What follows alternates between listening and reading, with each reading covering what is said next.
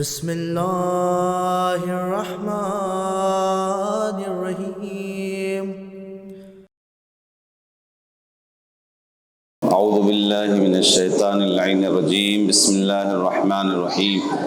الحمد للہ رب العالمین الصلاة والسلام علی اشرف الانبیاء والمرسلین بالقاسم محمد صلی علی محمد وآلہ الطیبین الطاہرین المعصومین المظلومین ولعنۃ اللہ علی اعدائہم اجمعین رب اشرح لی صدری ویسر لی امری واحلل عقدۃ من لسانی یفقہوا قولی اما بعد فقد قال اللہ تبارک وتعالی فی قرآنہ الکریم وهو اصدق الصادقین وقولہ الحق بسم اللہ الرحمن الرحیم شہر رمضان الذی انزل فیہ القرآن هدى للناس وبینات من الہدی والفرقان صلوات پڑھ دیں محمد و آل محمد۔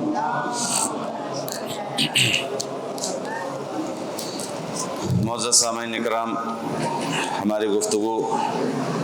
اپنے موضوع پر آج 7ویں پارے پر ہونی ہے۔ الحمدللہ آپ نے تلاوت فرمائی اور اب اس میں مذکورہ باتیں کہ جو اس پارے میں ذکر ہوئی ہیں، البتہ ساری باتوں کا تذکرہ کرنا مجھ جیسے ناچیز طالب علم کے بس کی بات نہیں، اور اگر وقت ہو تو ممکن بھی ہو کچھ حد تک، لیکن ان میں سے خلاصہ اور سب کا مجموعہ یا نچوڑ کہا جائے وہ آپ کے سامنے پیش کرنے کی سعادت حاصل کی جا رہی ہے بتوفیق اہل بیت اطہار علیہم السلام۔ صلوات پڑھیں محمد و آل محمد پر۔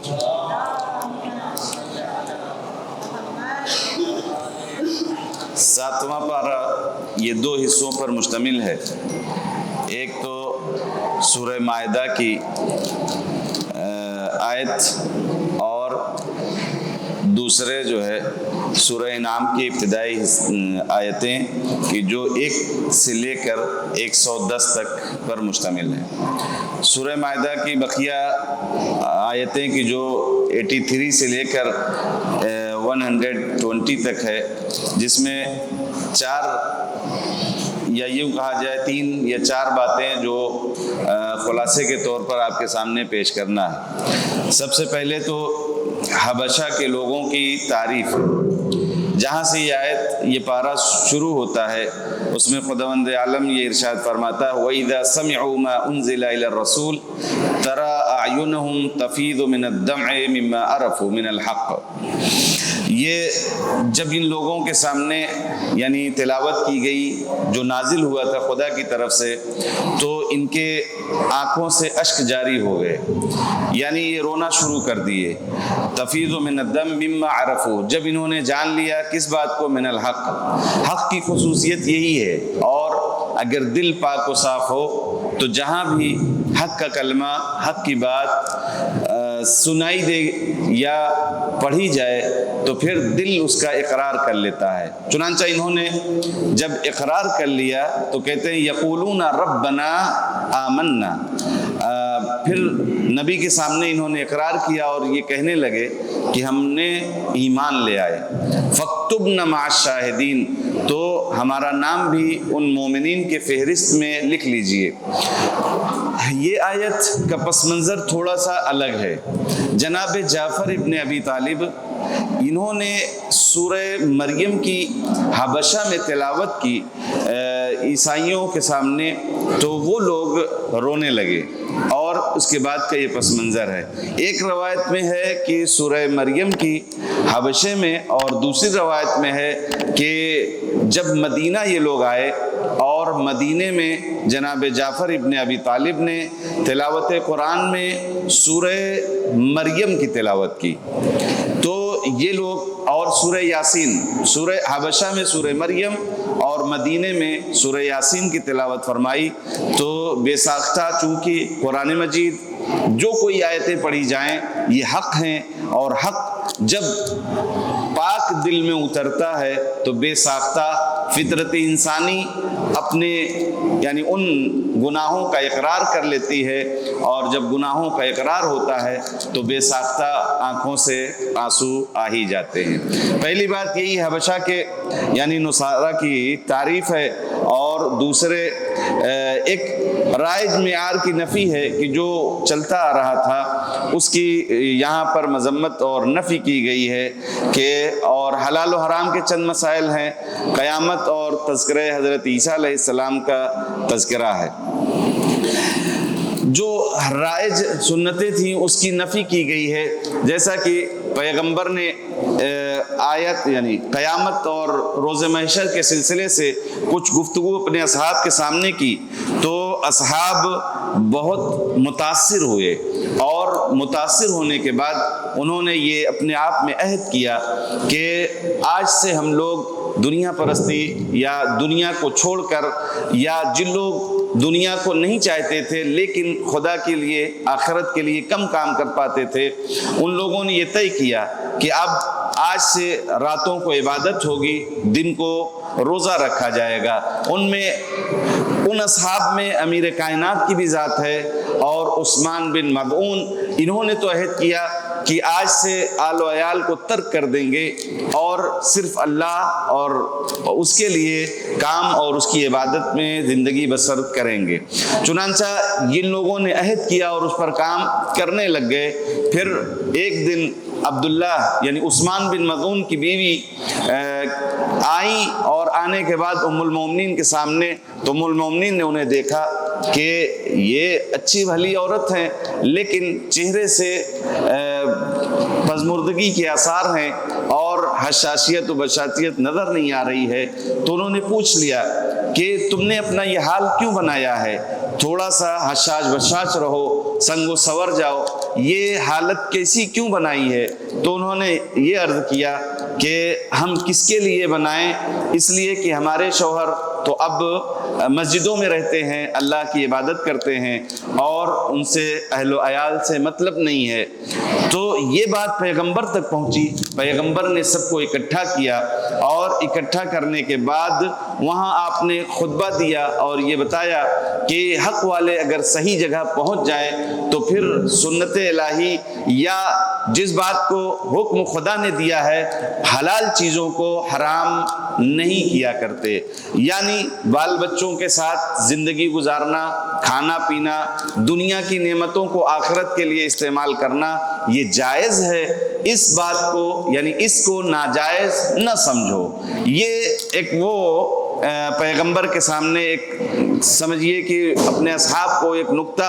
اور ایک تربیتی پہلو تھا کہ ہم لوگوں میں بھی بہت سے افراد ایسے ہیں کہ جب انہیں یعنی اللہ کا پیغام مل جائے تو وہ ان کے اوپر تقویٰ طاری ہو جاتا ہے، تقویٰ طاری ہو جاتا ہے تو پھر وہ اپنی پوری دنیا کی زندگی سے چھوڑ کر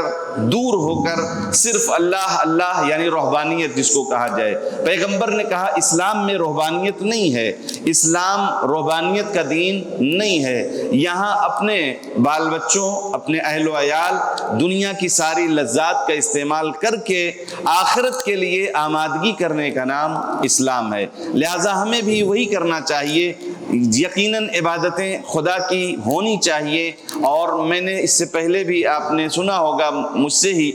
کہ عبادت کا مفہوم صرف نماز روزوں میں نہیں ہے، عبادت کا مفہوم صرف مسجدوں میں بروئے کار نہیں آتا ہے، عبادت کا مفہوم پوری زندگی کے ہر لمحات جو کام بھی ہم کرنے جا رہے ہیں، جس کام کے لیے ہم قدم اٹھا رہے ہیں، جس کام کے لیے اپنے اعضاء و جوارح کو ہم آرڈر کر رہے ہیں، اس کو دیکھنا ہے کہ خدا نے کہا ہے کہ نہیں کہا ہے۔ دنیا کے جو کام بھی ہیں ہماری زندگی کے، اگر حکم خداوندی کے مطابق ہیں تو وہ عبادت ہے، اور اگر حکم خداوندی کے مطابق نہ ہو، مسجد میں ہی کیوں نہ بیٹھے ہوں، مصلی پر ہی کیوں نہ بیٹھے ہوں،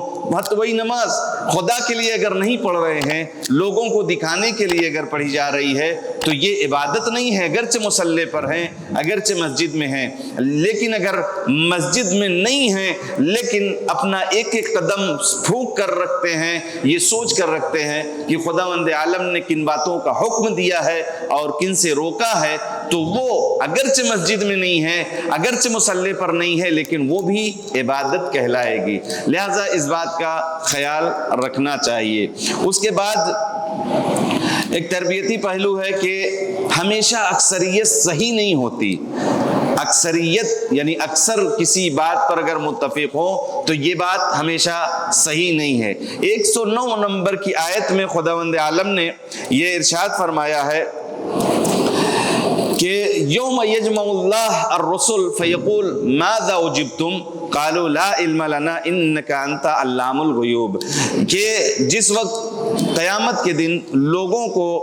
خداوند عالم اکٹھا کرے گا، حتیٰ رسول کو بھی، تو ان سے سوال کرے گا کہ کیا جواب دیا آپ کی امت نے؟ تو معیار ادب میں رسول کہیں گے اس کا تو ہمیں علم ہی نہیں ہے، علم سارا تو آپ کے پاس ہے، لہٰذا ہم کو اطلاع نہیں ہے۔ امام باقر علیہ السلام فرماتے ہیں کہ یہاں جو خداوند عالم کا فرمان ہے، سوال ہے رسولوں سے، وہ ان کے وصیوں کے سلسلے سے ہے، ان کے ولی اور ان کے وصی اور ان کے جانشین کے متعلق ہے کہ رسولوں سے خدا محشر کے دن پوچھے گا کہ جس دن سب کو اکٹھا کیا جائے گا کہ کیا جواب ہے، کیا کہا، ان کے نسبت ان لوگوں کا کیا نظریہ ہے، تو یہ لوگ کہیں گے کہ مجھے نہیں خبر، اس کا علم تو تجھے ہے۔ مطلب یہاں یہ ہے، اس آیت سے یہ مفہوم نکل سکتا ہے کہ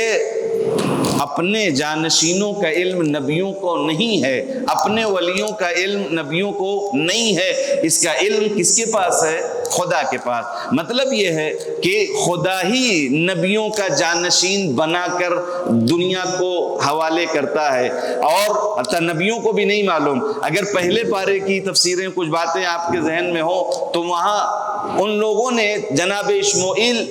یا سموئیل نبی سے کہا تھا کہ میرے لیے ملک معین کر دو، تو انہوں نے کہا تھا ٹھیک ہے، ہم تمہاری بات خدا تک پہنچا دیں گے، ہم یہ کام نہیں کر سکتے۔ نہ انہیں علم ہوتا ہے اور نہ وہ یہ کام کرتے ہیں، یہ علم خدا کے پاس ہے، اور خدا ہی جب انہیں دستور دیتا ہے، حکم دیتا ہے، تو اپنا جانشین مقرر کرتے ہیں۔ یہی اس آیہ بلغ میں بھی تھا جو کل آپ نے سماعت کیا ہے کہ یا ایھا الرسول بلغ، اس بات کا حکم پہنچا دو جس کا ہم نے تمہیں حکم دیا ہے۔ مطلب یہ ہے کہ خود نبی کو نہیں جب خبر، تو نبی کے بعد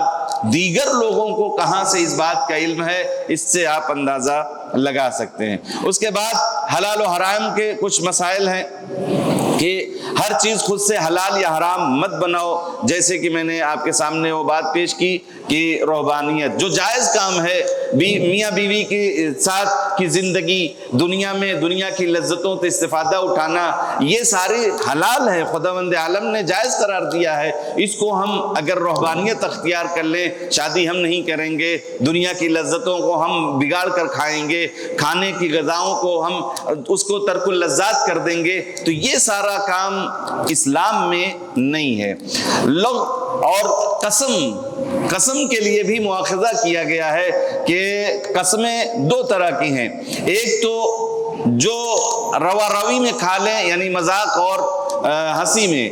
اس قسم کی تو بات نہیں ہے، مواخذہ نہیں کیا گیا ہے، لیکن اگر آپ عمدن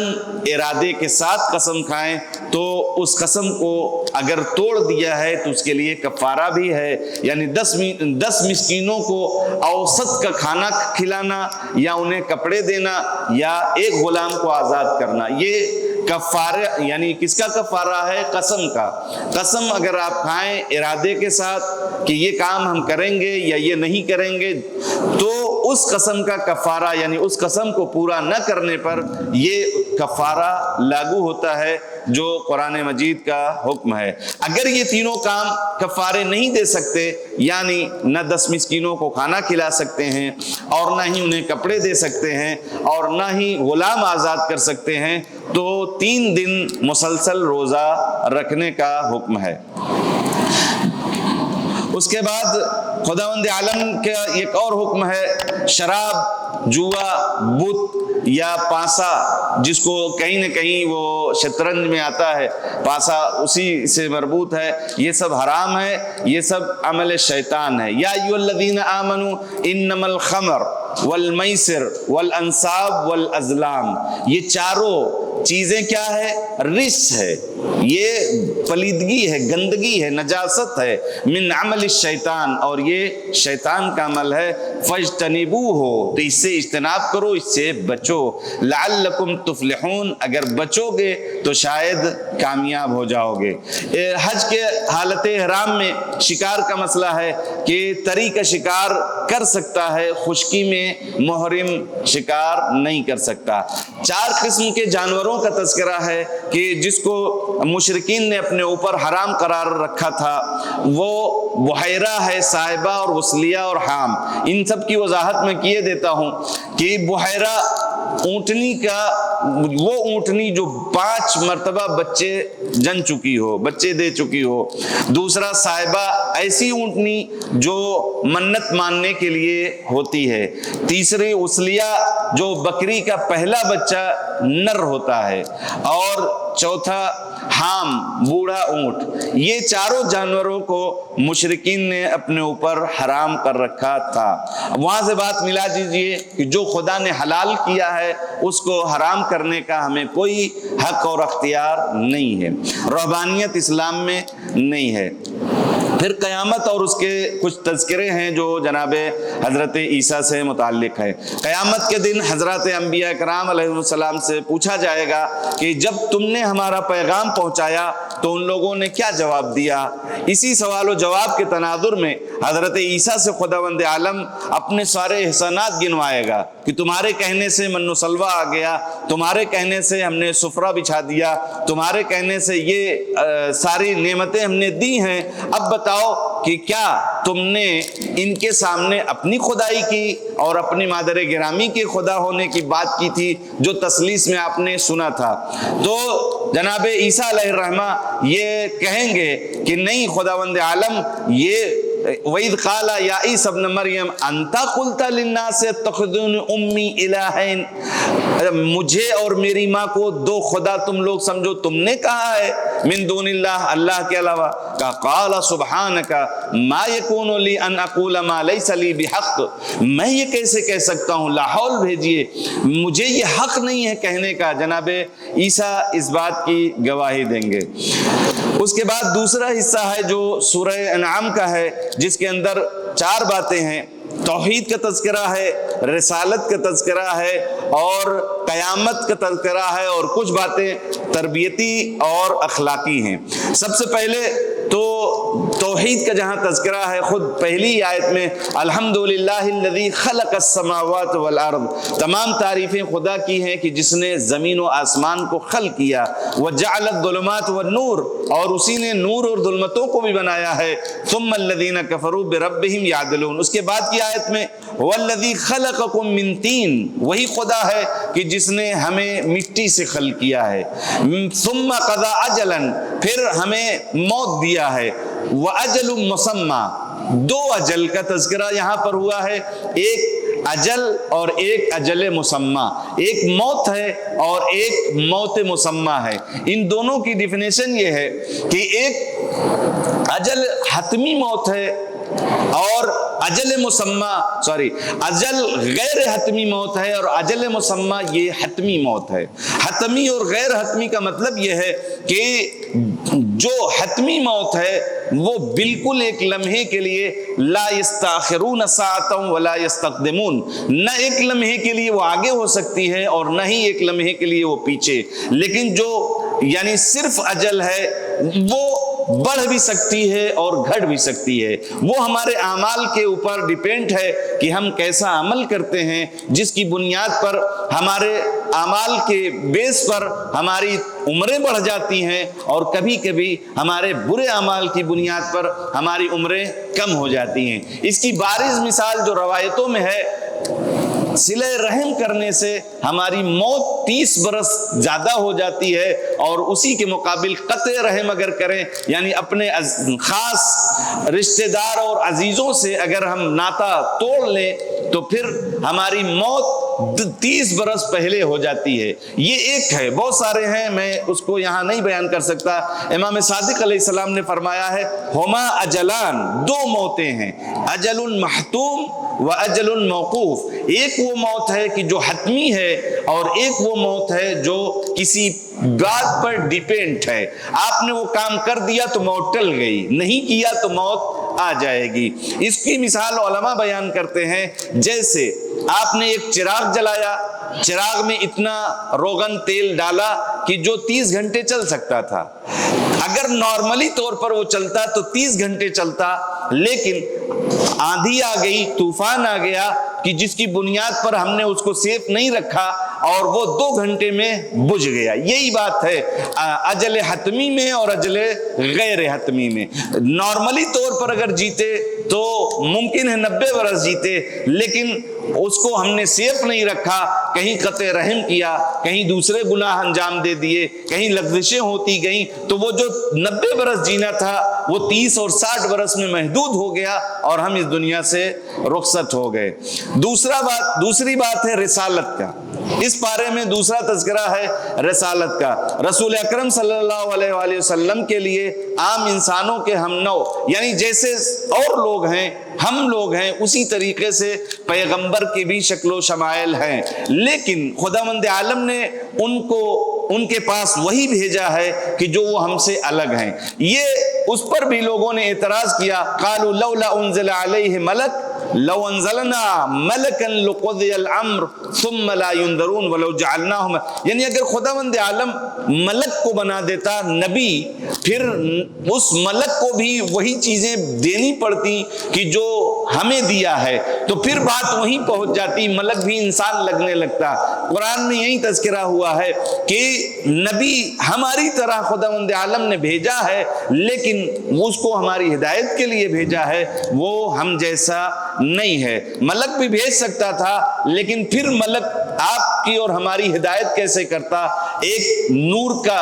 نور کے ذریعے سے ہم کیسے اس کے پیچھے چل سکتے تھے؟ ہم خاکی ہیں, وہ نوری ہیں, پھر اس کو وہی طاقت دینی پڑتی, تو پھر بات وہیں آ جاتی, وہ بھی انسان ہی لگنے لگتا. اسی بات کا تذکرہ یہاں خداوند عالم نے کیا ہے. پھر آیت نمبر 50 میں انبیاء کے لیے اللہ سے مستقل علم غیب رکھنے کی نفی کی گئی ہے. اس کا بھی پس منظر ہے, نبی علم غیب نہیں رکھتے اس آیت میں ہے, جبکہ دیگر آیتوں میں جیسے سورہ جن کی آیت نمبر 26 اور 27 میں اس بات کا تذکرہ ہے کہ انبیاء علم غیب رکھتے ہیں. یہاں کیوں یہاں نفی کی گئی ہے؟ وہ اس وجہ سے کہ کفار و مشرکین مختلف اعتراضات کرتے تھے اور مختلف مطالبات کہ آپ نبی ہیں تو یہ کر دیجئے, میرا گھر سونے چاندی کا بنوا دیجئے, مجھے ایسا کر دیجئے, مکہ کی سرزمین جو ہے وہ بے خشک و بے آب ہے, اس کو سرسبز و شاداب بنا دیجئے. تو پھر وہاں خداوند عالم نے کہا کہ ان سے کہہ دو کہ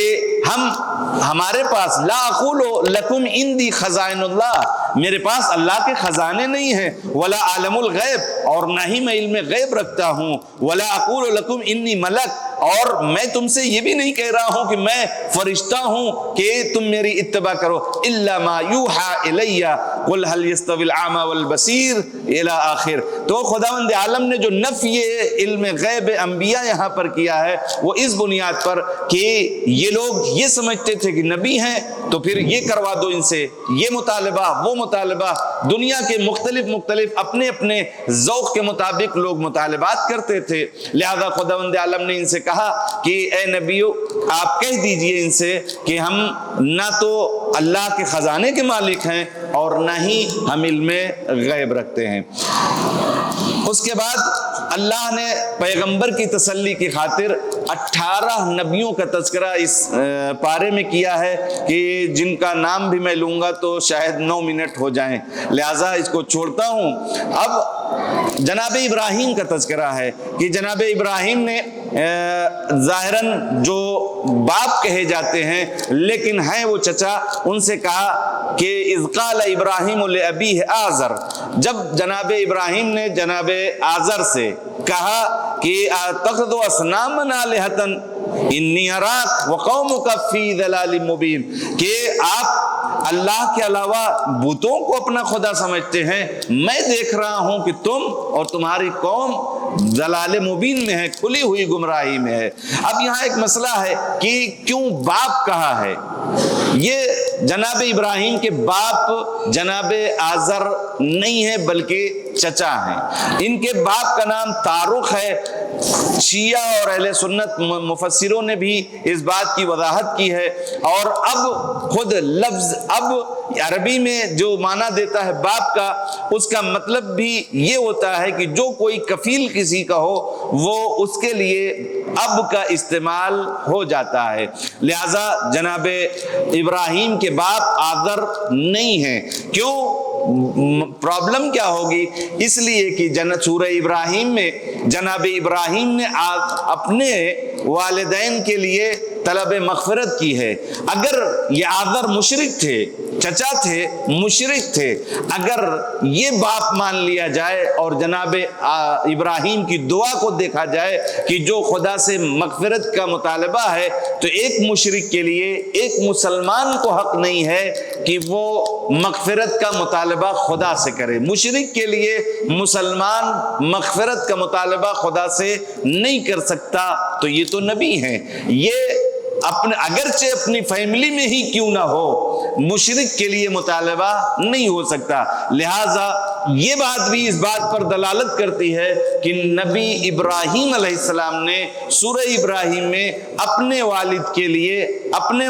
لیے خدا کی بارگاہ میں طلب مغفرت کی دعا کی ہے۔ لہٰذا اس سے یہ بات ثابت ہوتا ہے جو اس کے فقرے ہیں، ربنا اغفر لی ولوالدی، یعنی پالنے والے مجھے میری مغفرت فرما اور میرے والدین کی۔ پھر قیامت کا تذکرہ ہے کہ روز قیامت خداوند عالم انسانوں کو جمع کرے گا، کہ جو آیت نمبر 12 میں ہے، پھر روز قیامت کسی انسان سے اگر عذاب ٹل جائے تو اس کے لیے بڑی کامیابی ہے، اس لیے کہ وہ دن ایسا ہے کہ جس کا جو حساب کتاب ہوگا، جس کے جو اعمال ہوں گے، اسی بیس پر اس کو جزا ملے گی اور اسی بیس پر اس کو سزا ملے گی۔ لیکن اگر کوئی سزا کا مستحق تھا اور وہ عذاب ٹل جائے تو یہ اس کی بڑی کامیابی کی دلیل ہے۔ چنانچہ قرآن کی آیت نمبر 16 میں ہے کہ من یصرف عنہ یومئذ فقد رحمہ ذالک الفوز المبین، کہ جس کو عذاب آنا تھا اور وہ ٹل جائے تو اس کے لیے یہ فوز مبین یعنی کھلی ہوئی کامیابی ہے۔ پھر روز قیامت مشرکین سے مطالبہ کیا جائے گا کہ کہاں ہے تمہارے شرکا، یعنی جس کو تم خدا کا شریک قرار دے رہے تھے، بلاؤ اب انہی کو۔ یہ بات فیکٹ ہے روایات میں، قرآن کی آیات میں، کہ دنیا میں جس کی محبت لے کے زندہ ہے، جس کی عبادت کر رہا ہے، جس کی بندگی کر رہا ہے، قیامت میں محشر میں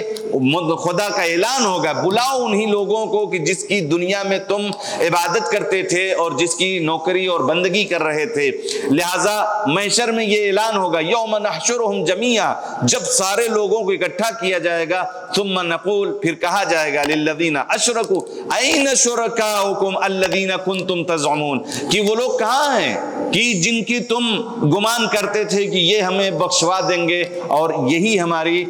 مغفرت کریں گے۔ اس روز جہنمی تمنا کریں گے، اے کاش ایک مرتبہ پھر ہمیں دنیا میں بھیج دیا جاتا تو پھر ہم اور اچھے اعمال کرتے اور اپنے ایمان والے بن جاتے اور ہمارے اعمال میں اچھائیاں آ جاتی۔ خدا کہتا ہے یہ کہہ رہے ہیں، لیکن اگر ان کو چھوڑ دیا جائے، یہ بالکل وہی بات ہے، کیونکہ خدا ہمارے دلوں سے آگاہ ہے، اس نے ہمیں خلق کیا ہے، وہ جانتا ہے کون سی کیپیسٹی اس میں ہے۔ ہم بھی یہی سوچتے ہیں چلو آج نہیں کل یہ کر لیں گے، ایک موقع اور مل جائے، پھر بیمار ہو گئے، بستر پر یعنی ہاسپٹل پہنچ گئے، سوئے وہاں لیٹے مختلف خیالات آتے ہیں، خدا ایک چانس اور دے دے۔ پچھلے سال کورونا تھا، کتنے لوگ گڑ گڑا رہے تھے، کتنے لوگ ڈر کے مارے اس دنیا سے چلے گئے، لیکن جو باتیں آ رہی تھی کہ ایک موقع مل جائے، موقع مل گیا، پھر وہی بات، خدا یہی کہتا ہے کہ ان کو اگر پھر سے بھیجا جائے پھر یہ وہ کام وہی کریں گے کہ جو کر کے آئے ہیں۔ اس کے بعد پھر دنیا کی زندگی تو کھیل اور مشغلہ ہے، لہو و لعب ہے، آخرت کی زندگی یہ باقی رہنے والی اور بہتر ہے، جو آیت نمبر 32 میں ہے کہ وَمَا الْحَيَاةُ الدُّنْيَا إِلَّا لَعِبٌ وَلَهْوٌ وَلَلدَّارُ الْآخِرَةُ خَيْرٌ لِلَّذِينَ يَتَّقُونَ أَفَلَا تَعْقِلُونَ۔ کیوں نہیں عقل لگاتے، کیوں نہیں عقل اور شعور کو استعمال کرتے کہ دنیا کی زندگی ایسے ہی ہے، کھیل تماشا ہے، لیکن آخرت والی زندگی وہ باقی رہنے والی اور اصل زندگی ہے۔ اللہ تعالیٰ کو ان ظاہری آنکھوں سے کوئی دیکھ نہیں سکتا۔ ہاں اس کی نفی کی گئی ہے آیت نمبر 103 میں کہ لا تدرکہ الابصار وہو یدرک الابصار، اس کو کوئی یہ نظریں اس کو دیکھ نہیں سکتی لیکن وہ ساری نظروں کو دیکھتا ہے۔ وہو اللطیف الخبیر، لطیف شے ان آنکھوں سے کہاں دکھائی دینے والی ہے؟ وہ ذرات کہ جو ہمارے خون میں ٹہلتے رہتے ہیں اس کو تو ہم دیکھ نہیں سکتے ان آنکھوں سے، تو خدا تو شیء لطیف ہے، اس کو دیکھنے کے لیے دل کی آنکھیں چاہیے۔ لہذا ہم کو ہمیشہ اس پس منظر میں رہنا ہے کہ خدا کو دیکھ کر اگر زندگی گزارا جائے تو اس آنکھ سے نہیں بلکہ دل کی آنکھ سے۔ پھر تربیتی اخلاقی نکات ہیں، توبہ کی حقیقت اصلاح اور گزشتہ کی تلافی ہے۔ توبہ کی حقیقت یہی ہے کہ ہم اپنی اصلاح کر لیں گے اور جو ہوا ہے اس کی ندامت اور اس کی تلافی کرنے کی کوشش کریں گے۔ جن مجالس میں آیات الہی کا مذاق اڑایا جائے ان مجالس اور ایسی محفل ایسے پروگرام میں شرکت کرنا جائز نہیں ہے۔ پھر سارا غیب کا علم خدا کے پاس ہے اور اس کے علاوہ کوئی نہیں جانتا، وہی ہے کہ جو خشکی میں کیا ہے، سمندر میں کیا ہے اور کب کون سا پتا گرنے والا ہے، یہ سب باتوں کا علم صرف خدا کے پاس ہے۔ اس کے بعد آخری ہے کہ گالیاں دینا، اس کی خداوند عالم نے قرآن مجید میں منع کیا ہے۔ مجھے لگتا ہے 106 نمبر آیت ہے کہ جس میں خداوند عالم نے